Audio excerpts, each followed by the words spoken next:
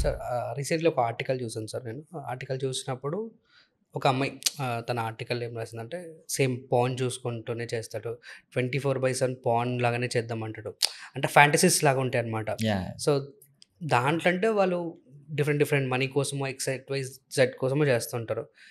అలానే చేయాలంటే ఇక్కడున్న అమ్మాయిలు గాని, అబ్బాయిలు గాని చాలా టార్చర్ అనుభవించదనమాట. సో, దాని గురించి మీరేమంటారు సార్? ఇవి హ్మ్. సెక్షువల్ ఫ్యాంటసీస్ అంటామండి. యాహ్! కొంతమంది మీకు కొన్ని సినిమాల్లో కూడా అంటారు. I cigar you kind of హ్మ్. అంటే పార్ట్నరు ఇబ్బంది పడుతుంటే వీళ్ళకి ఆ సెక్షువల్ అర్జ్ పెరుగుతూ ఉంటుంది.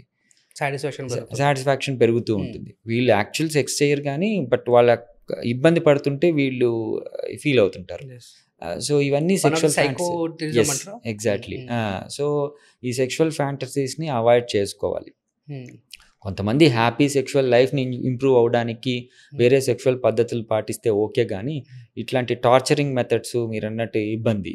అట్లాంటివి అవాయిడ్ చేసుకోవాలి. హ్మ్. అట్లాంటి సెక్షువల్ పార్ట్నర్స్‌ని కూడా అవాయిడ్ చేయాలి. సో, ఎలా సార్ వాళ్ళని కౌన్సెలింగ్‌కి తీసుకొచ్చి మీకు మీలాంటి డాక్టర్స్ అంటే రియల్ గా ఇబ్బంది సెక్షువల్ ఫ్యాంటసీస్‌లో డీప్‌గా వెళ్ళిపోయి దాని నుంచి బయటపడిన వాళ్ళకి ఖచ్చితంగా ట్రీట్మెంట్‌లుంటాయి. అంటే వాళ్ళ యాంగ్జైటీని తగ్గించడం. వీళ్ళేంటంటే అలాంటివి చూడకుంటే ఇబ్బంది పడిపోతుంటారు. యెస్. యాంగ్జైటీ పెరిగిపోతుంది. డిప్రెషన్ వచ్చేస్తుంది. హ్మ్. వాళ్ళు రెగ్యులర్ యాక్టివిటీస్ చేసుకోలేరు. ప్రొడక్టివ్ థాట్స్ తగ్గిపోతాయి. హ్మ్. సో, ఈ సైకోయిజం అంటే కైండ్ ఆఫ్ బిహేవియర్ చేంజెస్ వస్తాయి. హ్మ్. సో, వాళ్ళకి ఖచ్చితంగా ట్రీట్మెంట్ ఇచ్చి వాళ్ళని నార్మలైజ్ చేయొచ్చు. యాహ్!